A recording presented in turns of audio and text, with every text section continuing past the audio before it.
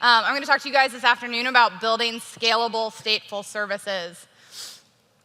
Okay, so I'm Caitie McCaffrey, if you don't know me. I'm a distributed systems engineer. I currently work at Twitter, and I'm the tech lead for observability there. And then prior to that, in a former life, I spent a really long time working in the games industry on a variety of different games, building out services that powered those experiences. So what I'm going to talk to you guys today is some lessons learned in building stateful services, and not databases and caches, but actually bringing state into our actual services, and the benefits and why we may want to do that, and why it's beneficial moving forward. Oh, that's like me on the internet. I will talk to you on the internet. So if you want to do that, hit me up. So we've been in this paradigm of programming stateless services, and this has worked really well for about the last 5 to 10 years. And your service is stateless, and so then as you get more clients or customers or users of your API, you just add another service and you scale out horizontally. And this works pretty well, and we use these databases that we talk to store the canonical source of truth, to be our history, to be like the rock in our system that stored all of our state, so that our services didn't have to think about it. And this works okay and did for a while, but the problem is like our services do have state. The applications we're building have state, and we've been relying on this abstraction of it's all like covered in this database, and that gave us really strong consistency. But we've started to hit these limits where one database doesn't cut it anymore. And so we've gone into this NoSQL world, or we're sharding relational databases, and we're giving up some of these more strongly consistent properties. And this abstraction of all of the data living and being taken care of by the database is leaky now. It's leaking into our services. Because what we're actually doing when we have these states, we have state that we're using in stateless services, is we have a client making a request in the data shipping paradigm. And so I go to the database, and it sends me some data back. And then I answer the request, and then I'm going to return the result, and then this data that I transferred over the network is just going to go away. And then the next time the client makes a similar request operating on a similar set of data, it's going to do the exact same thing, but it got load balanced to a different machine this time. And so now we've gone and pulled the same data across the network onto a different machine to answer the request for the same user, and then it gets thrown away again. And so this can keep going on. And so for applications where we have these chatty clients that are operating over a session, over a duration or a period of time, like think in games, think in any of these applications where it's doing something for you, like ordering a car or tracking your fitness workout, or you're communicating something about your state or your location to the service, and you're mostly just talking about yourself, because we all like to talk about ourselves. And so these applications are operating on the same set of state, and pulling them into all these different services, load balancing between, can be pretty wasteful. So I'm going to talk to you about how you might want to think about building stateful services and some of the benefits you can get from them. And I'm going to caveat this up front. This is not like a magic panacea that you want to use all the time. Stateless services are still incredibly effective, and horizontal scalability is something that you still want to be able to do. But you can get some really nice benefits. We'll then talk about how you want to go and build these and start thinking about the trade-offs you're going to have to make while building them. And then I'll give you some real-world examples of some cool systems that are actually running in production today and doing very well that have become stateful for a variety of different reasons. And then I'll give you a quick cautionary roadmap of things you might want to watch out for that are different than building stateless services. So if you try to do this at home, these are things that pop up that you may not think about. Okay, so the big benefit I see in stateful services is you have data locality. So data locality is this idea that you ship the request to the machine that holds the data to operate on it. And I want to do this for a couple of reasons. One, I get low latency. I don't have to go and hit the database, which is the canonical source of truth still, probably in a service, every single time. I just have to hit it whenever I don't happen to have the state I need on that machine. And then so it's providing lower latency because we're doing less network calls. It's also really great for data-intensive applications where a client needs to operate over a bunch of data and have very quick response times. So this is relying on the function shipping paradigms. This is the idea of if a client makes a request or starts a session, we still have to go to the database the first time to get the data, and it moves into our service. But then once that request has been handled, we leave that data on the service, and then the next time the client makes a very similar request, which is going to operate on that data, it just has to talk to the same machine that it already pulled the data onto. And then this way, I don't have to go to my database. I'm not actually adding extra latency. And even if my database is down, I can still handle this request, right? And then the same thing happens like over and over again. As long as I keep not needing to go back to the database, as long as I can talk to the same machine that my data already lives on, this is a nice world to live in. Another benefit of stateful services, if you build them using sticky connections, is you can get more available consistency models. And I'll sort of walk through this. So I think we're all pretty familiar with the CAP theorem. This is the idea that you have consistency, availability, and partition tolerance. Pick two. You don't not get to pick partition tolerance because physics. And so in this world, when we have different levels of consistency that we operate against, some are not available or not highly available, right? Like they are CP systems, and they are only offered under CP systems. And then if we want to have highly available forms of consistency, you basically get write from read, monotonic read, and monotonic write. This is sort of like an induction tree. But if we have sticky connections where the data from a single user and like in the single model is always talking to the same machine, then you can have these other consistency models that are stronger consistency guarantees, like read your writes, pipeline random access memory, and causal consistency are like AP in the CAP sense. And so this is actually really nice. One of the first times I sort of came across this idea was a blog post that Werner Vogel wrote in 2007 from Amazon entitled Eventual Consistency Revisited. And so he starts talking about building these sticky connections in the sense of like Amazon's DynamoDB. And one of the points that he makes is, in addition to these consistency models, is you're giving your clients sort of a nicer framework to reason about instead of having to think about, oh, my data may be pulled into all of these different machines and all this crazy concurrency is having on. If you just have your client talking to the same server because you have a sticky connection, it's a little easier to reason about. So it helps us out when we're programming distributed systems models. OK, so those are some of the benefits. Let's talk about how you may want to go about building these so that you can take advantage of data locality, so you might be able to take advantage of some of these better consistency models and still be available. So the basic idea behind a sticky connection is it is exactly what it sounds like. We have a client who's going to make a request to a cluster of servers, and they're always going to get routed to the same server somehow. They're always going to talk to the same server for their session or whatever the duration of what you're doing is going on. So the dumbest and easiest to implement way is just to open up a persistent connection. So this could be, you open up a persistent HTTP request, or you open up a persistent TCP channel, or pick your protocol of choice. It's super easy to implement, so then you'll always be sent to the same machine because you're always talking to that machine over the same connection for the length of the session. However, it does have some problems associated with it. Obviously, once the connection breaks, the stickiness is gone, and you're going to get like round robin to another server. But the bigger problem here, I think, and that I've actually encountered in production that's caused outages, is load balancing. When you do this, you're essentially making an assumption that all of these sessions, all of these sticky connections, sort of last for the same amount of time and are going to cause the server they're talking to the same amount of load. And that's not generally the case. So what you need to do, you can easily overwhelm a single server by having a persistent connection, too many persistent connections sort of dogpile on one server that are very expensive or last for a really long time or doing a ton of work because you just happen to have a bunch of chatty clients, and that machine's going to like go down real hard if you do not implement back pressure. So I highly recommend, or would say it's a requirement for building persistent connections, that you need to implement back pressure on these machines so that they can break connections when they're overwhelmed. This way, the client then has to reconnect.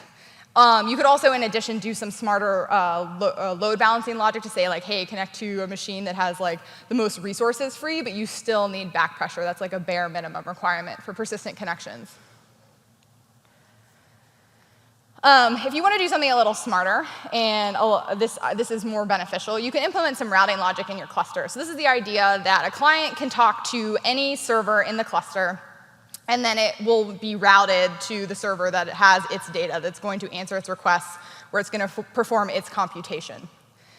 And there's two sort of categories of problems I think about when solving routing logic in services. Is you have cluster membership, who is in my cluster, and like how do I determine like what machines are actually available to be talked to, and then work distribution. How am I going to distribute load across this cluster, right? And so we're going to go through those because there's actually a variety of different choices, and they have different impacts and trade-offs with them. So once again, the dumbest thing you can do, the easiest thing you can do, which sometimes works, right? Like I'm always a big fan of starting with the dumbest thing possible and then seeing if it meets your needs, is using static cluster memberships. This is literally like a config file that you deploy in your cluster that has all of the addresses of the nodes and the machines in it. And this works for certain scenarios, although it does have problems. It's not super fault tolerant. So if a machine goes down, you essentially have to replace that machine. If you want to expand a cluster from an operations perspective, this becomes incredibly painful because you essentially have to take down the entire cluster and then bring it back up in order to do the load balancing correctly, or in order to do the work distribution correctly. Oops, sorry. Animations got ahead of me. So what's going on here is that this is easy to do, but it's operationally painful, and it's also not a great choice for services that have to be highly available, where you can't tolerate downtime, or you have really strict SLAs. So sort of the next better thing you can do is dynamic cluster membership. And so this is just the idea that I can add and remove nodes on the fly from the cluster, and then when I just want to, because of failure or I want to add capacity, they'll just get added to the cluster and they'll start immediately taking load. And vice versa, if one fails or one needs to, you can reduce capacity for whatever reason. So there's sort of two main big ways of doing dynamic cluster membership that I've seen work. There's gossip protocols. So this is the idea that it's a protocol design where the machines are going to chat just like you sort of would with your friends, and knowledge spreads throughout a social group. And they're going to chat about who they can talk to and who's alive and who's dead. And then each machine on its own will figure out its worldview of who it thinks is in the cluster.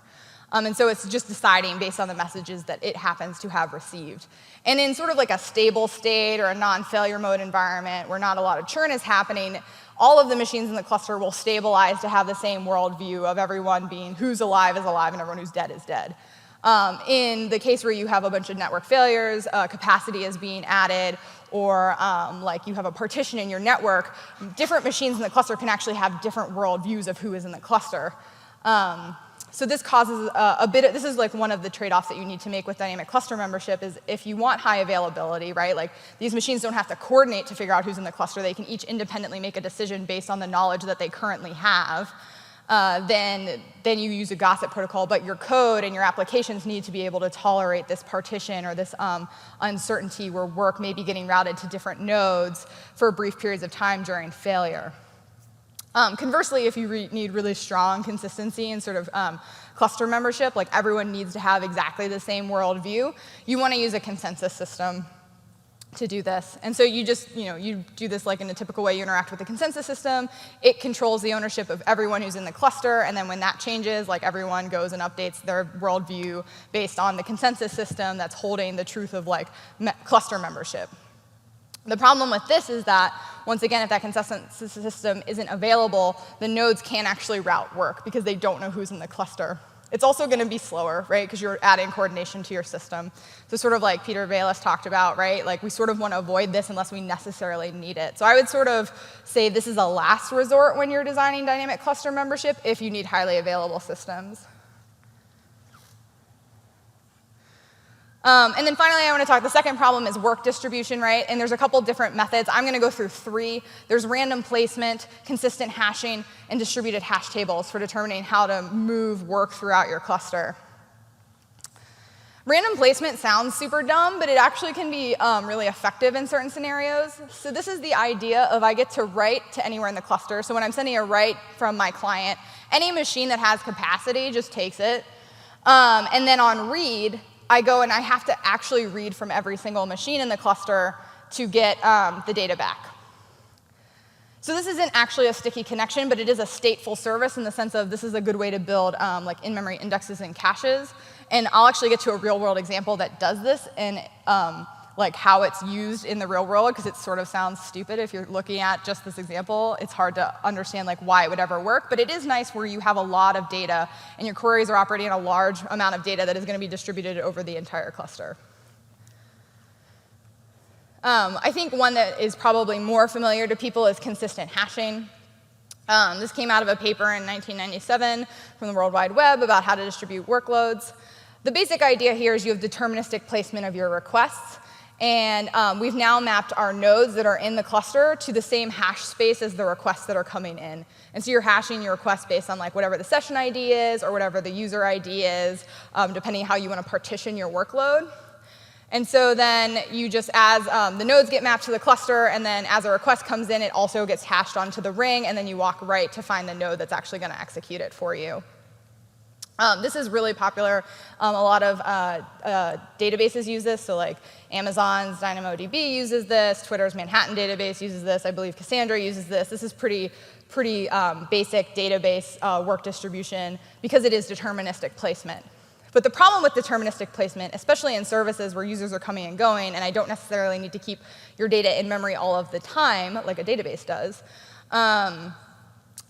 the problem with this is that you can have hotspots, right? You can run into the same problem where if your requests are not like evenly distributed, or even if they are evenly distributed because this is a hash, they actually have different weights in terms of like the amount of work that they're going to do based on like what each user wants to request. And so you could easily end up with a hot node, or you could just have a node that's kind of slow in your cluster, and so like it's going to get overwhelmed for a variety of reasons because like maybe its disks are going bad or whatever. There's like a bunch of different things that can happen, and so this does not allow you to move work if a machine gets overloaded. So you have to allocate enough space in your cluster to run with enough headroom to like tolerate the fact that this is deterministic and you can't move work. So you're paying an additional cost to have extra capacity sitting around even in the normal case.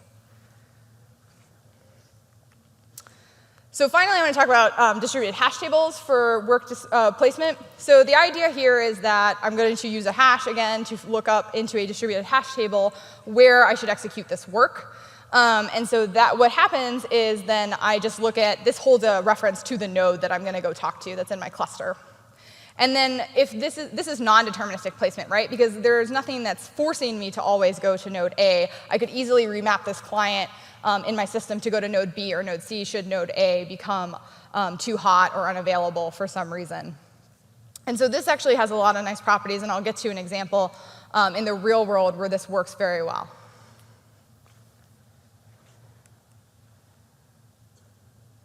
OK. So let's talk about stateful services in the real world. I'm going to give you an overview of 3 that I think are particularly interesting and that sort of exhibit the range of some of the stuff that we just talked about in terms of different ways you can configure and build your cluster out. So Scuba is from Facebook. It's an in-memory database that they built. And basically, this runs a lot of the workhorse for their query and analytics and revenue and performance debugging. And it has to be very, very fast, and it has to be always available because they're doing things like on the fly, right? And I believe they use static cluster membership, although I don't think the paper actually says that. But from what I've inferred, from what I've seen, I think it's static cluster membership. So basically what happens is they do this random fan out on writes. So it's going to write to any machine that happens to have it. And then it's going to, on read, query every single machine in the cluster when it's executing a query. And then they're going to then, all these results come back in. They get composed by the machine that's like running the query. And then when the results are returned to the user, a completeness metric is also returned. So what's cool about this is like, in order to get 100% of the data and to know that your query actually executed correctly and you have all the results, every machine in the cluster would have to be available.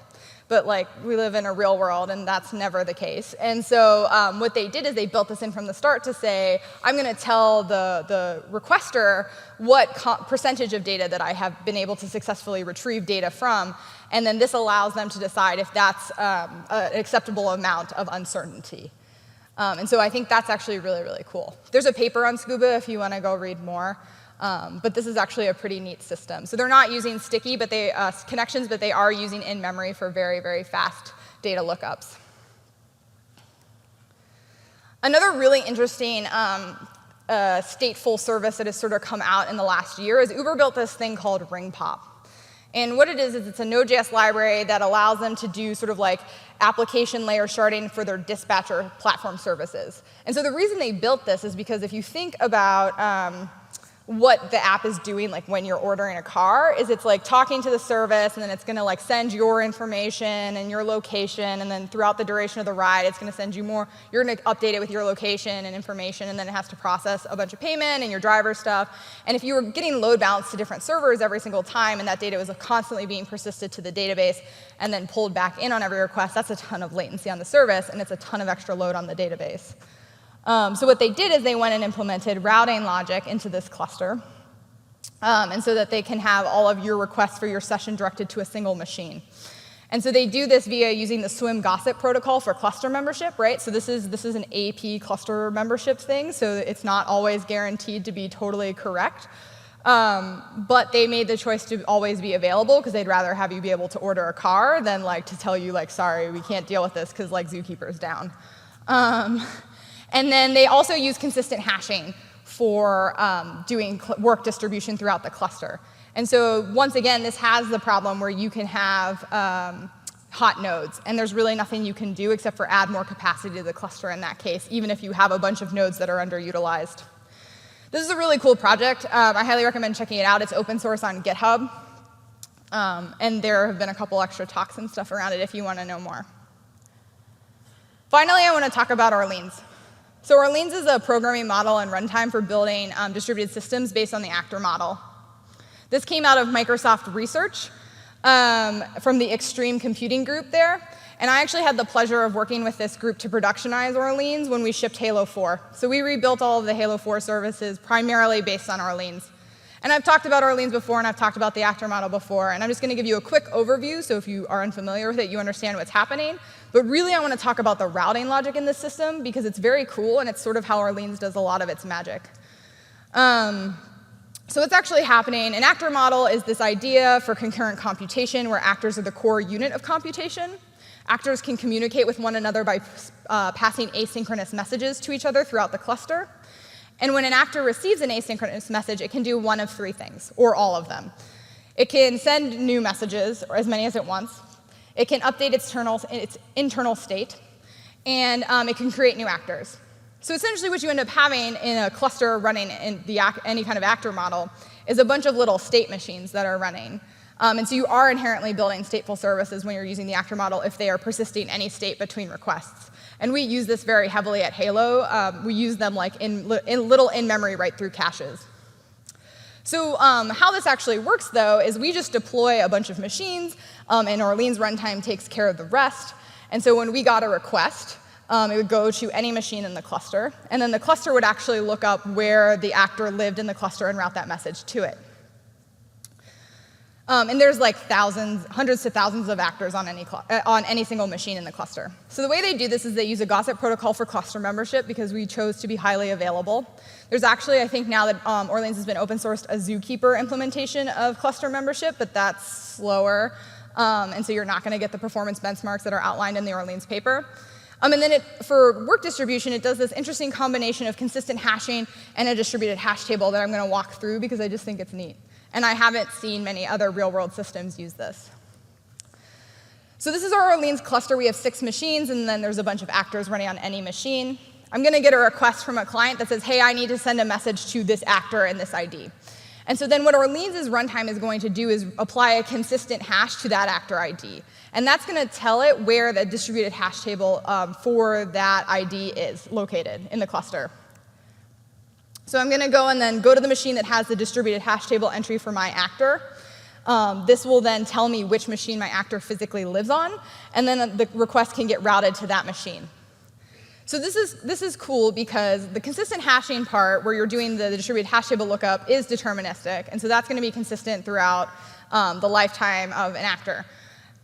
In the cluster, it's not going to change. But this is OK because when you think about a distributed hash table, like you're just storing the key, which is the actor ID, and the machine lookup, which is just an address. And it's the same for every single node in the cluster. So this is like actually very evenly distributed and balanced workload. However, what our actors are doing is not necessarily evenly distributed and balanced, because even different types of actors can run in Arlenes clusters.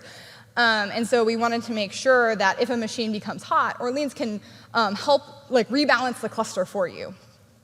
So what happens is, say that machine got too hot or the session died, and then the client comes in, the same client comes in, it'll ask like, hey, I need to talk to this my actor again.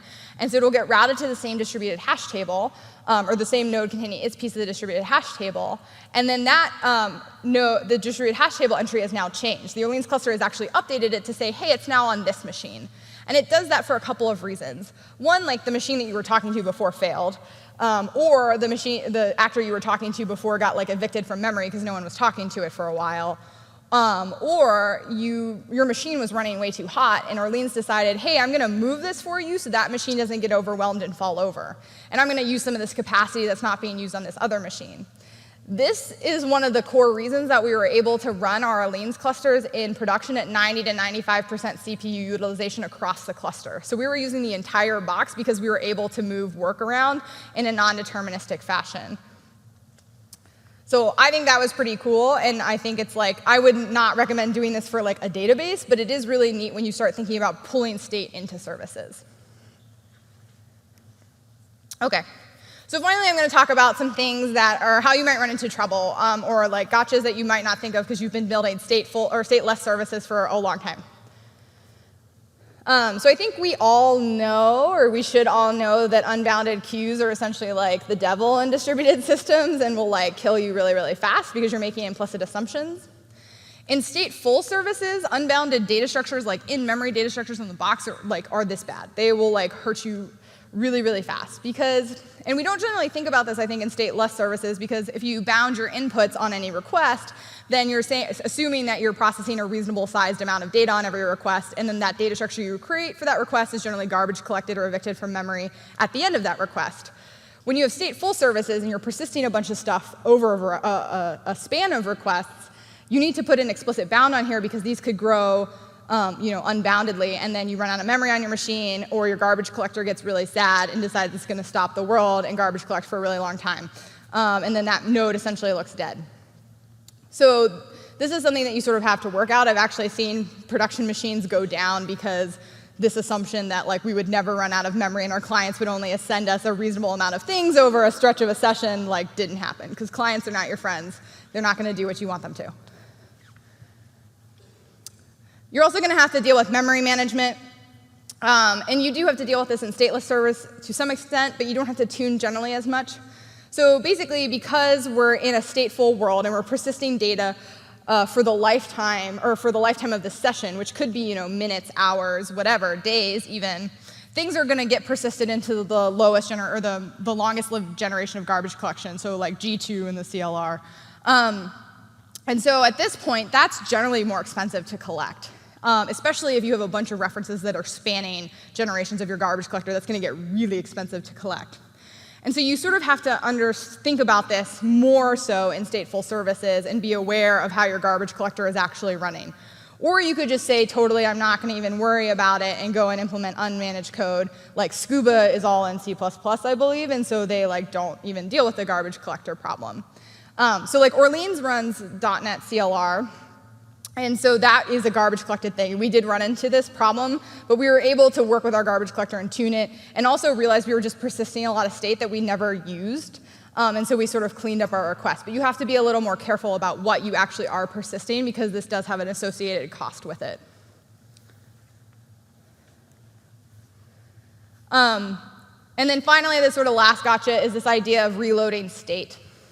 Typically, like in stateless services, you're going to go to the database every single time, and so you tune your latency to be acceptable based on like having to round trip, right? Or you stick a cache in there to make it better. In stateful services, there's actually a variety of different cases. You can have the first connection of this session. So that's actually generally going to be your most expensive connection, because there is no data in anywhere in your service, because it's probably been evicted if someone hasn't been talking to you for a while, or ever before. So you have to go get all this data from the database, you have to pull it in so that they can start answering the startup requests. And this could take a long time unless you're careful. You want to be very selective about what you load on startup, because you want it to look as close to normal requests as possible. The best way to sort of benchmark and test this is to use percentiles very heavily, because your average request latency is actually going to look really, really good, because you don't have to round trip to the database every single time once you've loaded it into memory. And you will really only detect that your first connection startup time is really long if you use percentiles. Another sort of gotcha with first connections is typically with stateless services, I'm going to make a request, and if the request times out because I'm taking too long to talk to the database, I'm then just going to cancel the request on the database and not pull that state into memory.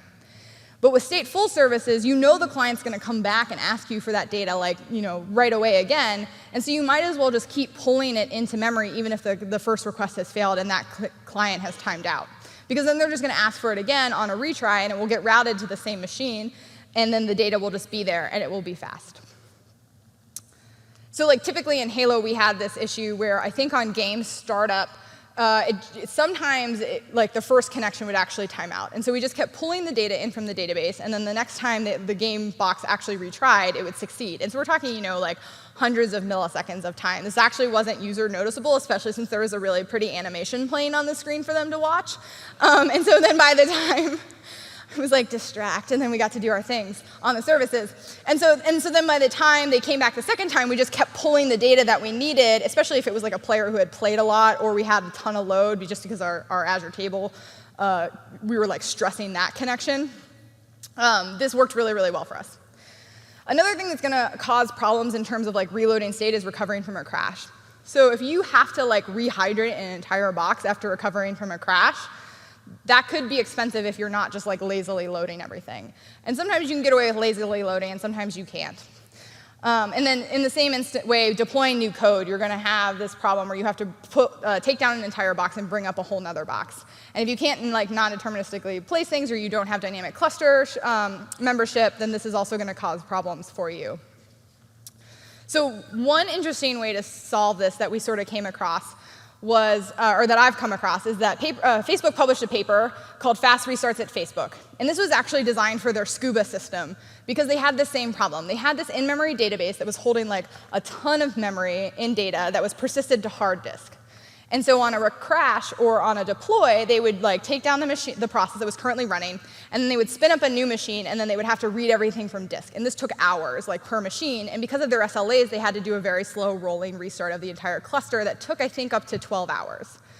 So this is going to slow your development team down a lot. There's not a whole lot you can do to get away from that on a crash restart, but hopefully that happens fairly infrequently. Deploying code, though, happens really, really frequently, or we'd like it to happen frequently because it allows us to iterate faster and try new ideas and do less risky deployments. So they made this key observation that you can actually decouple the memory lifetime of a process, or memory lifetime from the process lifetime, especially in a stateful service, right? So when they wanted to deploy new code, and they knew it was a safe shutdown and memory wasn't corrupted because I told the process to shut down, it didn't crash, then they would stop taking requests. They would actually copy all of the data from the current running process into shared memory. And then they would shut down the old process and bring up the new process, which would then copy the data from shared memory back into the process's memory space. And then they would start taking requests. This took minutes. And so they got their cluster restart time down to 2 hours. So this allows them to deploy much more frequently than they were able to before. So that's, I think, just a really easy trick that is really cool, and we're actually looking at implementing it on one of the services that my team is responsible for at Twitter, because we have sort of an index that is very stateful, and when you have to restart a whole machine, it has to go and talk to our Manhattan database, and that's really slow, right, compared to memory. So in conclusion, I hope I've sort of painted a picture of why you may want to start bringing state into your actual services and not just relying on your databases. There are some really nice properties like data locality and more available consistency mechanisms that you can get. There is a ton of thought that needs to be put into cluster membership and work distribution. And I don't have one right answer for you, although I tend to lean very much towards the available side, so I would go with gossip protocols. And then work distribution, it's really going to depend on the workload that you're using. There are a bunch of these successful, stateful, real-world systems out there that are running. And so it's been proven at scale that you can do this. And so it's not necessarily super scary, although it is new ground. And then finally, be cautious. This is new territory if you haven't done stateful services before. Go through what is different, what has changed, what assumptions are you making, and make sure you make them explicit. And then finally, I have a sort of this is new space, and people aren't doing this, so should I even bother reading papers? Yes, you should, because most of what I have talked about has actually just come from database literature. And so these problems are already solved for you, and you don't have to actually even be Like, the nice thing about implementing services is you get to cherry pick what you care about based on your application state. And so you don't even have to go and implement the whole paper. You can just pick the piece of the paper that you like, and that problem is probably solved for you. So I highly recommend reading papers. Do not reinvent your own protocols. This is actually not new territory. People have been working on this since like the 60s and 70s. Finally, I want to say thank you to some people who helped me out with this talk: Kyle Kingsbury, Chris Micklejohn, Tom Santero, Nina Sombra.